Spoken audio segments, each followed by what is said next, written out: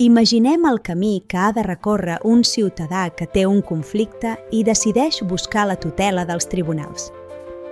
Aquest camí, anomenat procés, és l'eina que permet connectar el dret del ciutadà amb el poder de jutjar de l'Estat. Abans de començar, el ciutadà s'ha d'assegurar que té un interès legítim, una necessitat real que un jutge resolgui el seu problema.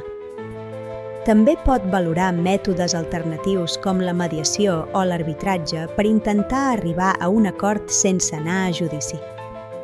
Per formar l'equip, el ciutadà normalment necessita dos professionals, l'advocat i el procurador.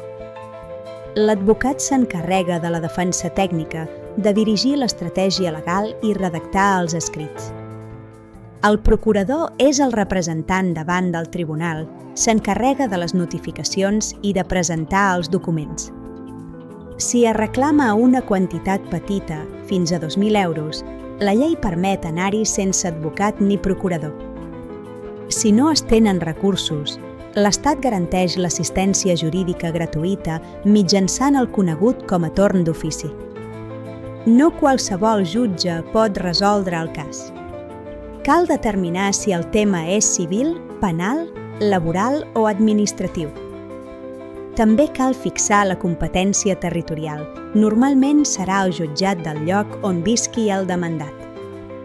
El procés comença oficialment amb la demanda, un escrit formal on s'expliquen els fets i es detalla què es demana. Això activa el principi de dualitat. Sempre hi ha dues parts oposades que tenen el dret a ser escoltades. Abans del judici, se celebra una audiència prèvia per intentar un acord i decidir quines proves s'admeten. Després arriba el judici oral, que es caracteritza per ser parlat i públic per a tothom. El jutge ha de ser-hi present directament per escoltar testimonis, pèrits i les parts abans de decidir.